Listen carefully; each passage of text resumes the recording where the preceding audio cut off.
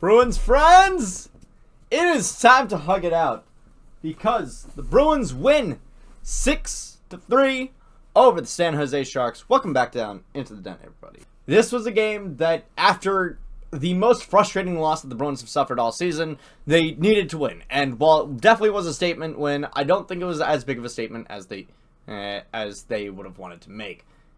And some of that is due to the team that they were playing, and some of that is due to self-inflicted wounds. But before we get into any of that, remember to like, comment, share, and subscribe. Click the notification bell, stay up to date on any sort of projects that I have, and let's just get right into it, man. And now, like I said, end of the Ottawa game, one of the most pitiful performances that the Bruins have had all season. And I kept saying that throughout the entirety of the last episode. And so going into a game against one of the bottom feeders of the league, literally one of the worst teams in the entire league, like it's them, Nashville, Buffalo, Chicago. It's a cesspool down there. It is a cesspool down at the bottom. So with that in mind, the Bruins probably should have expected to win, and for what it's worth, they did. They won, but some of what they did was it was the Bruins. Now, the team showed up, except for Trent Frederick because he was out with illness. So that means Oliver Wahlstrom, you're coming back up into the lineup. Now, if only there was someone who had equal skill to Frederick, potentially even more skill actually, that we had in Providence, who could move the puck around cleanly and facilitate offensive zone entries. Now, I don't think that talent exists on this team or in this organization, but I will give Wahlstrom his props. This was the best game that I've seen from him so far, and him scoring 2 points in this game really helps that. I mean, this game was weird enough to where the first goal was scored by Vinny Lettieri, with the assist being from Jordan Oesterle and Oliver Wahlstrom. That is three stooges that you would probably conk the heads of together just to see what would happen. So the Bruins throughout the first period were buzzing, and you would expect this to carry over into the second period. However, this is the Bruins in the second period, and if there's one thing that I've learned from doing this over the past 4 years, it's that for some reason, watching the Bruins in the second period is like watching Pedro after Grady Little kept him in the game. It's not good. And yes, I know, Will Smith and Fabian Zetterlund are both fantastic prospects. I would still rather the Bruins keep the puck in front of them. Especially after a period where you convincingly outshot your opponent. The Bruins looked like the better team going throughout the first period. In the second, you allowed the Sharks to catch right back up with you in terms of shots, and allowed two of them to slip through your defenses. It's frustrating. A fantastic feed from Zacha from behind the net. Pasta looks like he's trying to pass it, or at least get it across the crease, and it hits Jake Wallman's skates and ricochets right past Yaroslav Askarov. Who, honestly, Askarov had a really good game, and I can absolutely see the Sharks exploding around him. I sincerely hope that this is a goalie prospect that doesn't flame out on them like Capo Kakinen did, and then seeing Coyle on the 3-3 goal hit another ricochet, and I love it when this team gets ricochets. I know that's not necessarily the kind of goals that you want. It's sort of a goal that you're like, oh, all right, we'll take it. We'll take this goal. But at the same time, like we're not gonna deny that that it's cool, right? Like, I think we can agree that that scoring on ricochets is like grabbing your opponent's arm and going like, "Why are you hitting yourself? Why are you hitting yourself?" It's great. Third period, the Bruins still look a little bit shaky, but they managed to shake off their rust. Coyle gets a second goal. The Sharks pull Askarov, and then you get Marshy with the goal. Fresh off of being benched for the entire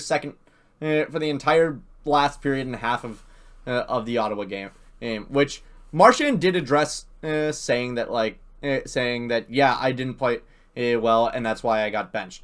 And I can agree with that. Marchand was not looking great before he got benched, and there's two schools of thought here. First is absolutely you need to win any way you can. So benching one of your best offensive players is dumb, and that's and to some extent I can understand that.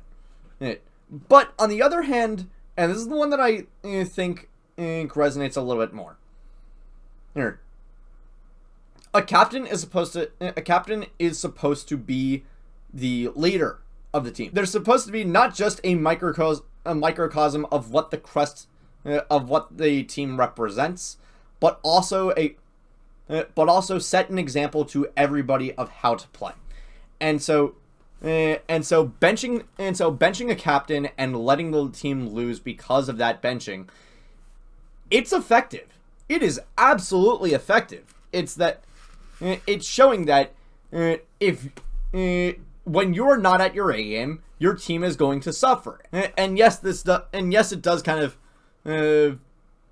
give off the impression that why are you benching me when you know that they're going to suffer more without me? But at the same time, the philosophy of that philosophy is a little bit flawed, because it implies that because it does kind of imply that that you're a captain because somebody needs to, and who are you going to give it, and who else are you going to give it to? And that's not necessarily a way to run a team. I honestly think that this is something that Toronto could learn from. I don't think that them giving the captaincy to them giving the captaincy to Matthews is the correct decision. I think that after William Nylander shouted at Matthews and Marner in the first round of the playoffs to stop crying, this isn't juniors, you should have given him captaincy right there. Like, in the middle of the game, Sheldon Keefe should have ripped off the C from John Tavares and slapped it on and William Nylander. I believe that Nylander should be captain of the Leafs that much. But I'm getting into a tangent about the Leafs. For the Bruins, this is paramount. This is everything to this team. This isn't something. The role of captain isn't something that they just throw around willy-nilly. This is the style of play that this team represents, and is one of never ever relinquishing anything. It's never relinquishing anything. It is never taking anything off. You give 100%, 100% of the time. And so to bench Marchand because he's just not doing it, I think that's the correct decision. It ended up in a loss, but it was a meaningful loss, I think. But let's get back to the game at hand. The 5-3, and Bruins score another empty netter. 6-3.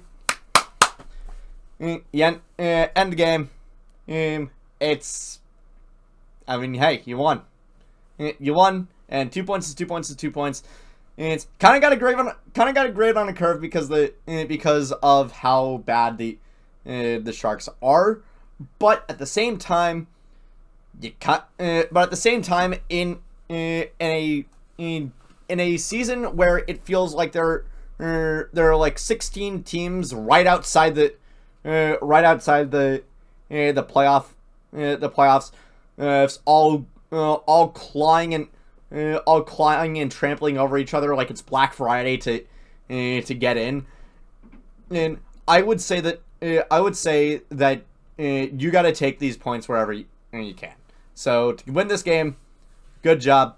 Now you got another game in a few days, and it's against the Devils. Hey, speak of the devil. But against the Devils, I mean, the Devils are they're teetering. I feel. I mean, not at least last I checked. Never mind, they're not teetering. They are a lot better than they're 6 points ahead of the Bruins, 58 points. Never mind. And I think I was thinking of a different team. But regardless, got the Devils on Wednesday. It's gonna be a bit for me. I think that might be a morning and after game for me. So I'll see you guys then. Thank you all so much for watching. Take care.